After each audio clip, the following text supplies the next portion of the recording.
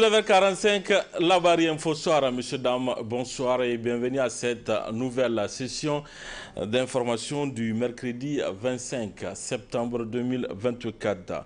19h45, nous débutons avec ces communiqués de presse. Le cadre d'action des professionnels des médias du Niger, Cap Média Niger, a appris avec stupéfaction l'implication présumée du journaliste Serge Mathurin dans un complot funeste de déstabilisation du Burkina Faso en particulier et des pays membres de la Confédération de l'Alliance des États du Sahel, AES en général. Faut-il le rappeler, le journaliste Serge Mathurin était annoncé porté disparu depuis quelques semaines. Les investigations du Cap Média Niger n'avaient pas permis de connaître les raisons de sa disparition et le lieu de sa détention, du moins jusqu'à la date du lundi 23 septembre 2024. C'est donc désormais clair suite à l'annonce du ministre burkinabé de la Sécurité Serge Mathurin se serait aventuré dans un projet macabre qui, s'il aboutit, aurait pu plonger notre pays et tous les États du Sahel dans un chaos indestructible. Au regard des graves accusations visant le confrère, le Cap Média Niger se désolidarise de toute entreprise terroriste et ou de déstabilisation des pays membres de la Confédération de l'AES. C'est pourquoi il ne saurait apporter son soutien au journaliste Serge Mathurin jusqu'à la manifestation de toute la vérité autour de cette rocambolesque affaire de crime organisé et de haute trahison. Le chef d'accusation contre ces journalistes nigériens d'origine ivoirienne vivant au Niger depuis plus d'une 2 décennies n'a aucun lien avéré avec la profession du journaliste. Le Cap Média Niger attire l'attention de l'ensemble de la corporation à faire preuve de loyauté, de discernement et de sérénité dans le traitement de cette information. Le Cap Média Niger, conscient du rôle éminemment indispensable des journalistes et de la presse dans son ensemble pour la réussite du combat dans l'affirmation de la pleine et entière souveraineté des États du Sahel. Enfin, convaincu de la légitimité de la lutte contre l'impérialisme et le néocolonialisme engagé par les 20 peuples de l'AES, le Cap Média Niger invite les professionnels des médias à faire preuve de patriotisme, de vigilance et de respect rigoureux des règles éthiques et de déontologie dans l'exercice de leur noble métier. Fait à Niamey le 25 septembre 2024, le président camarade Cap Média Niger, Moudi Moussa. Suite aux inondations enregistrées un peu partout dans le pays, des bonnes volontés commencent à se manifester pour venir en aide aux sinistrés. À cet effet, Ibrahim Gadou a offert 2,5 tonnes de mil ainsi que des moustiquaires aux victimes des inondations de Walam. Ibrahim Yoro. À l'image de plusieurs autres localités du Niger, le département de Walam n'a pas non plus été épargné par les inondations. Une situation qui appelle à la solidarité nationale dans ce contexte de souveraineté retrouvée. Et c'est justement au nom de cette solidarité nationale que le compatriote Ibrahim Gadou s'est rendu à Walam pour soutenir les victimes des inondations. Après un bref échange avec l'administrateur délégué de la localité, le bon samaritain a offert 100 sacs de 25 kg de mil à 100 familles sinistrées. Nous avons ici 2,5 tonnes de mil, accompagnées d'une paire de moustiquaires. Ça, c'est la volonté d'un citoyen, d'un fils du pays. Ayant appris ce qui s'est passé dans notre zone, il a téléphoné de son propre chef pour savoir qu'est-ce qu'il peut faire très rapidement, aussitôt. Effectivement, on lui a proposé le mil. Pour être davantage solidaire, Ibrahim Gadou a préféré payer le tonnage du mil sur place à Walam afin d'apporter une bouffée d'oxygène à l'économie du département.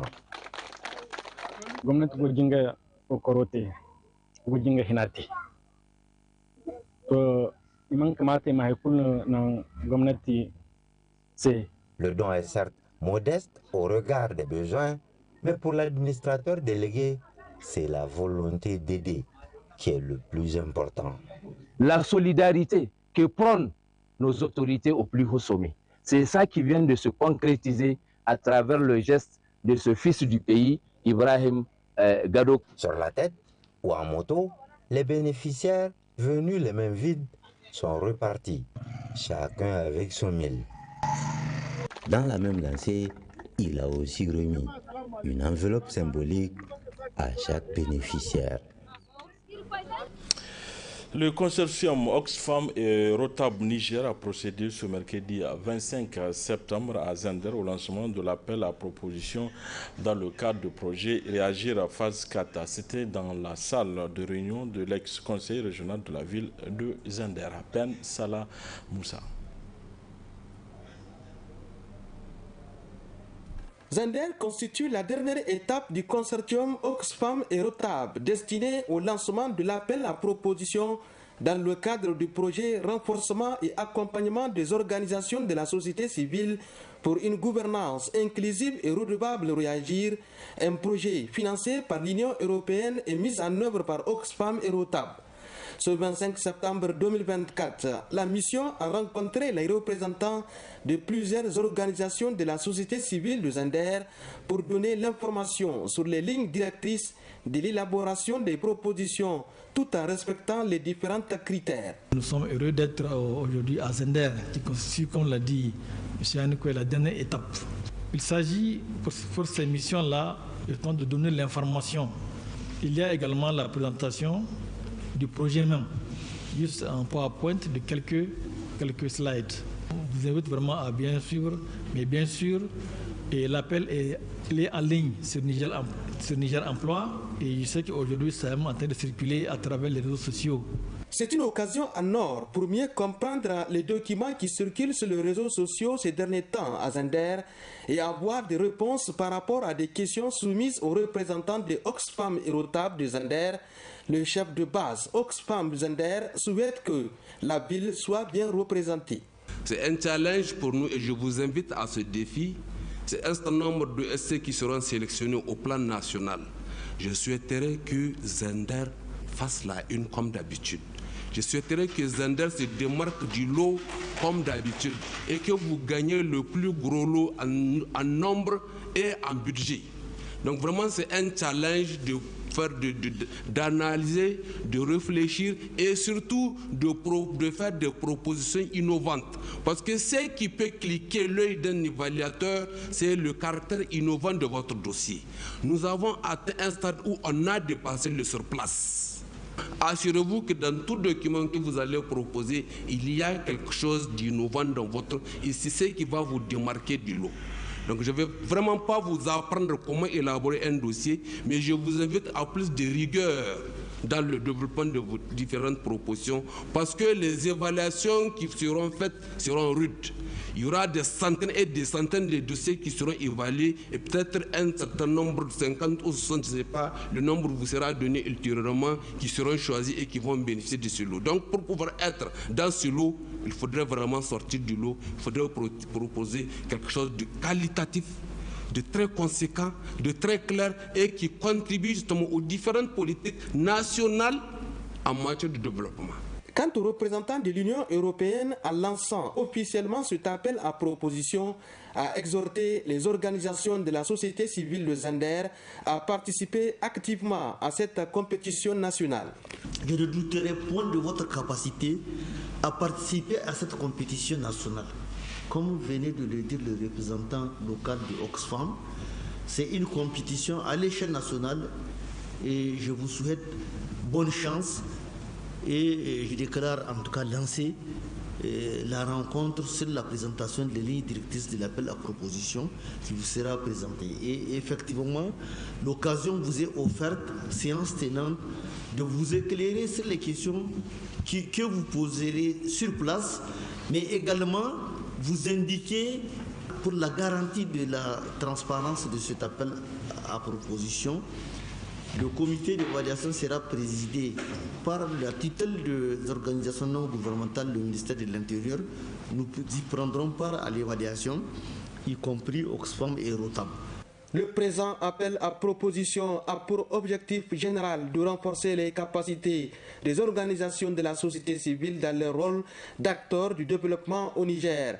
Et il a pour objectif spécifique de renforcer les capacités institutionnelles, organisationnelles et opérationnelles des organisations de la société civile présentes dans les 7 régions du Niger et la ville de Niamey. Et surtout, accompagner et soutenir des organisations de la société civile pour la mise en œuvre opérationnelle, efficace et professionnelle dans leur activité et dans leur rôle d'acteurs du développement au plan national. Voilà, le même consortium était hier mardi à Difa pour le lancement de l'appel à proposition dans le cadre du projet Réagir à phase 4. Le point avec notre confrère du groupe de presse Anfani. Ils étaient nombreux ce matin, les acteurs de la société civile de Difa, à se retrouver à la salle de réunion d'Ilia dans le cadre du projet Réagir qui renforce les capacités des acteurs de la société civile dans le cadre du PASOK 4 où nous sommes, un projet qui attribue des subventions à ces structures.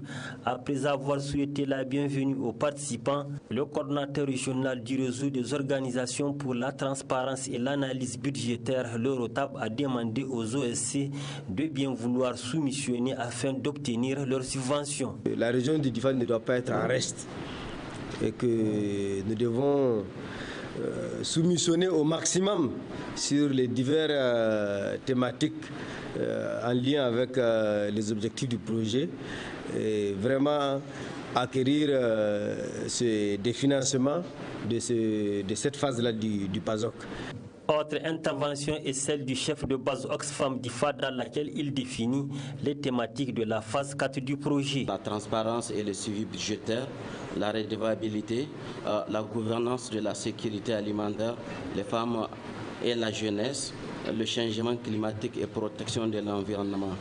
Pour sa part, c'est au nom du consortium Oxfam Rotab que Boubacar Iliassou Chata, un des modérateurs, parle de la hauteur et de la portée de la subvention. 3 moyennes avec chacune donc une subvention de 50 000 € qui correspond sensiblement à 32 millions chacune. 7 grandes OSC qui vont bénéficier chacune donc de 150 000 € sensiblement égal à 98 millions de francs CFA.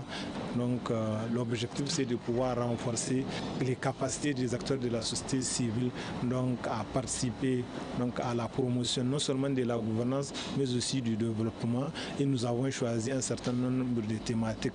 Entre autres thématiques choisies, il y a la transparence, donc la transparence budgétaire. La balle est donc dans le camp des organisations de la société civile de Difa qui ont tout intérêt à puiser le maximum de profit de ce projet. Voilà, place à présent au rendez-vous hebdomadaire de la chronique judiciaire qui traite aujourd'hui de la typologie des conflits, un thème abordé par Alfred Goubagé, juriste, président de Raza Presse. Très bonne réception à vous.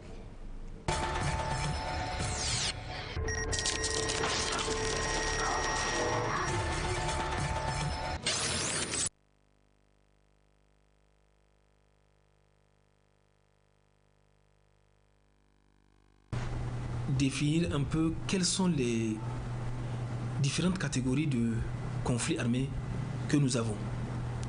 Alors en droit international humanitaire, il y a une règle essentielle qui consiste d'abord à qualifier le conflit armé.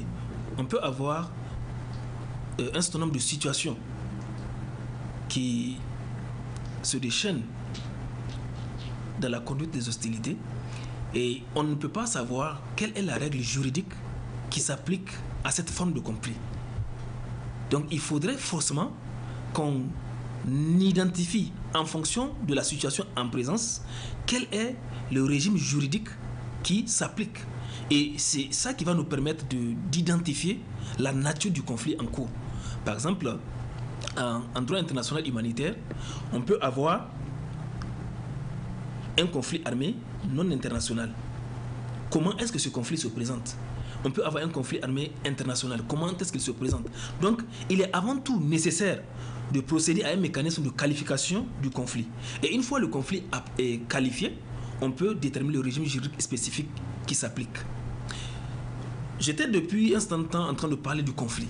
Mais le conflit en soi, qu'est-ce que c'est? Qu'est-ce qu'un conflit armé international?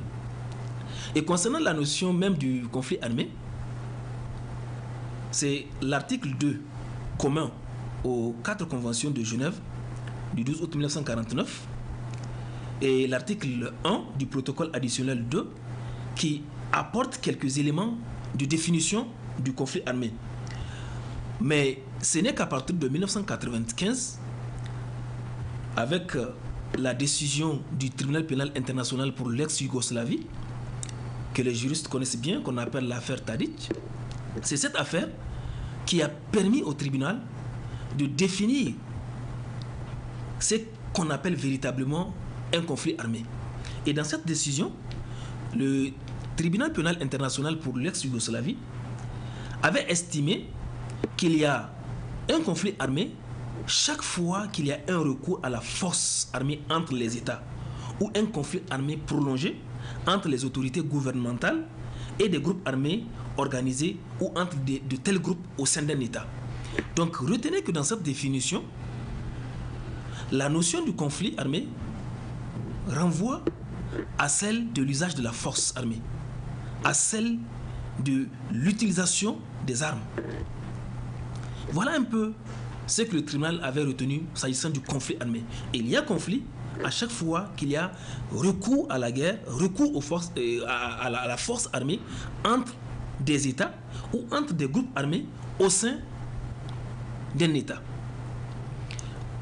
Alors, sur la base de cette définition que nous avons vue tout de suite, le droit international humanitaire définit un certain nombre de conflits qui sont au nombre de 2. Comme je l'ai dit tantôt, vous avez les conflits armés non internationaux et les conflits armés internationaux. S'agissant des conflits armés non internationaux, le conflit armé non international, c'est un conflit qui se déroule sur le territoire d'un État et qui oppose les forces gouvernementales, l'armée régulière d'un État, face à des groupes armés au sein de l'État. Et ce conflit se déroule, comme je l'ai dit, sur le territoire de l'État en question. De l'État en question. Donc, conflit qui oppose les forces gouvernementales, l'armée régulière de l'État, aux groupes armés qui sévissent sur le territoire de l'État en question. Donc là, il s'agit d'un conflit armé non international. En face de ce conflit armé international, vous avez le conflit armé international. Le conflit armé international, lui, c'est un conflit qui oppose les forces armées régulières d'un État face à d'autres armées, des groupes armés d'un autre État. Exemple, l'armée d'un État A qui fait la guerre à l'armée d'un État B. Là, nous sommes dans le cadre d'un conflit armé international. À la différence du conflit armé non international qui, lui, oppose les forces gouvernementales à des groupes armés sur le territoire de l'État. Voyez. Donc, je continue toujours dans la deuxième catégorie des conflits armés internationaux. Donc, j'avais dit que c'est un conflit qui oppose un État à un autre État.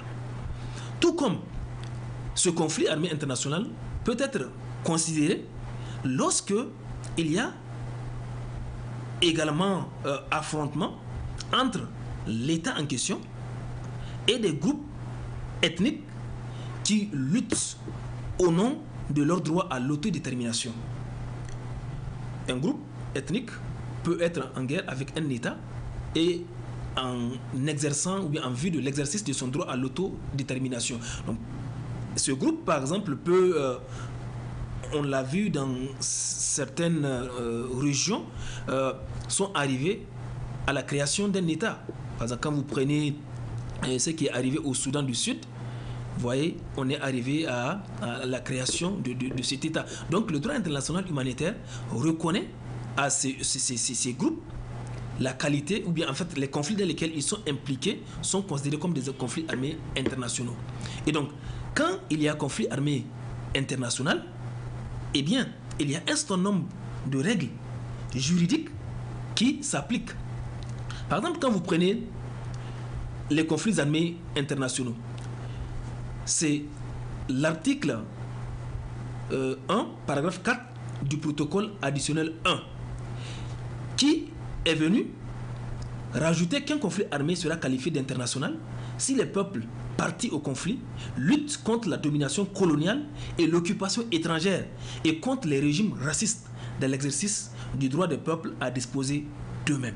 Ça, c'était la deuxième composante. En dehors du conflit qui oppose deux États, c'est le conflit également qui oppose l'État à ces groupes qui luttent contre la colonisation, contre la domination étrangère et dans l'exercice du droit à l'autodétermination. Donc, vous voyez ici, c'est le protocole additionnel numéro 1 qui régit les conflits armés internationaux.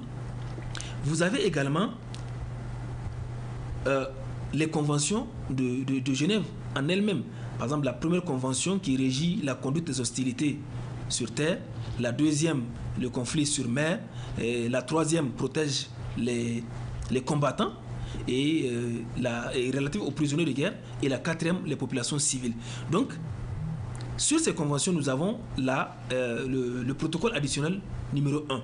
Maintenant, s'agissant des conflits armés non internationaux, là, à ce niveau, c'est le protocole additionnel numéro 2 qui s'applique, qui régit ces hostilités au niveau national, dans le cadre des conflits qui opposent l'armée régulière de l'État au groupe armé dissident, un groupe armé sous la conduite d'un commandement ou bien d'un chef responsable qui font la guerre à l'armée régulière d'un État. Donc voilà ce que vous avez en termes de typologie des conflits. Maintenant, nous allons revenir pour parler d'une troisième composante dans le cadre d'un autre thème sur ce qu'on appelle les troubles et tensions internes. Les troubles et tensions internes qui sont également régis par un autre droit qui n'est pas forcément le droit international humanitaire.